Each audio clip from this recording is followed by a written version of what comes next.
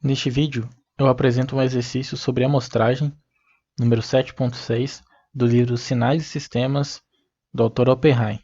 O exercício nos apresenta esse diagrama com dois sinais, x1 de t e x2 de t. Esses dois sinais eles são multiplicados e isso resulta no sinal Wt. O sinal Wt, por sua vez, ele é multiplicado por um trem de impulsos, P de t, e o resultante disso é um sinal amostrado chamado Wp de t.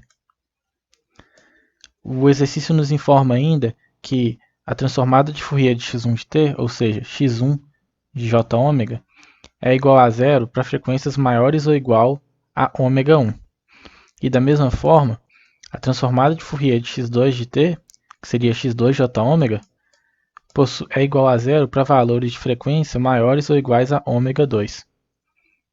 E também nos apresenta a representação desses sinais, x1 de jômega e x2 de jômega, no domínio da frequência.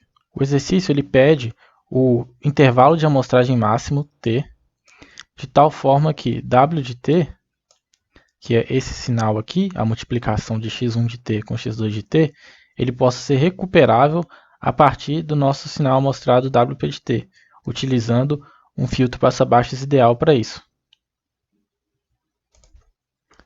Então, nós podemos começar a resolução do exercício com a multiplicação de x1 de t e x2 de t.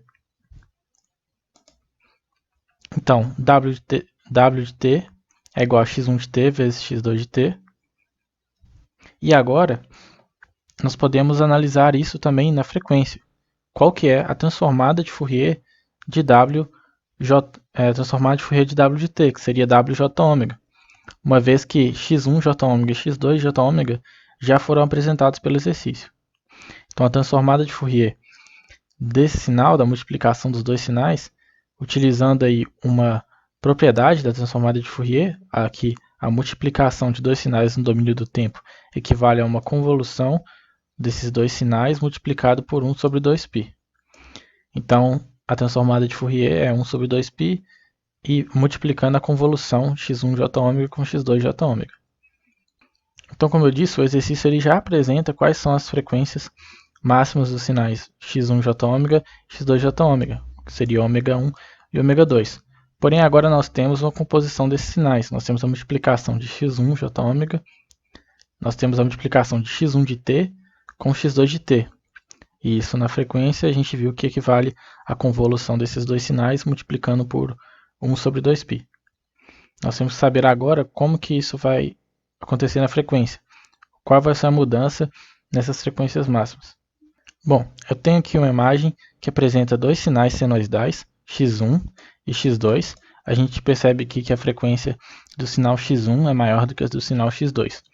Esses dois sinais eles são multiplicados. Então, nós temos aqui x1 entrando aqui nesse ramo e x2 entrando aqui nesse ramo.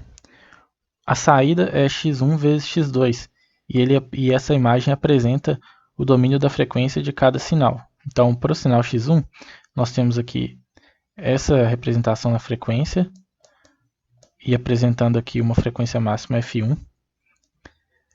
O sinal x2 também possui uma representação na frequência aqui com frequência máxima f2. E o resultado da multiplicação dos dois na frequência é que o sinal vai apresentar a frequência máxima f1 mais f2 e frequência mínima f1 menos f2. Então, isso é algo que acontece quando se multiplicam dois sinais com frequências diferentes. Então, no nosso caso, nós temos frequência ômega 1 e ômega 2. No nosso caso, esse f1 mais f2 seria ômega 1 mais ômega 2. Então, nós podemos dizer que a transformada de Fourier de w de t, wjômega, vai ser igual a zero se o módulo da frequência for maior ou igual a ômega 1 mais ômega 2. E aqui eu apresento uma representação que não é fidedigna com aquelas que foram apresentadas pelo exercício. Não necessariamente isso aqui representa a convolução daqueles dois sinais, mas só para a gente entender que a frequência mínima então seria ômega 1 menos ômega 2 e frequência máxima ômega 1 mais ômega 2. Do teorema de amostragem de Nyquist, a gente sabe que a frequência de amostragem mínima ela tem que ser duas vezes ela tem que ser maior do que 2 vezes a frequência máxima daquele sinal. Nesse caso, essa frequência máxima seria ω1 mais ω2. E nós sabemos também que a frequência de amostragem ela nada mais é do que 2π dividido pelo período de amostragem t. E o exercício ele nos pede o período de amostragem máximo necessário. Dessa forma, nós temos então ΩS maior que 2ωm, repetindo essa equação. Daqui nós sabemos que ΩS é maior do que 2 vezes ω1 mais ω2, onde isso aqui tudo é ΩM. Agora nós estamos interessados no período de amostragem máximo. Então, para ter o período de amostragem máximo, a gente precisa ter a frequência mínima de amostragem. ΩS é a frequência mínima, o período ele é o inverso da frequência, então com a frequência mínima nós temos o período máximo. Por isso eu substituo ΩS por 2π sobre t, e isso tudo é maior que 2 vezes ω1 mais ω2.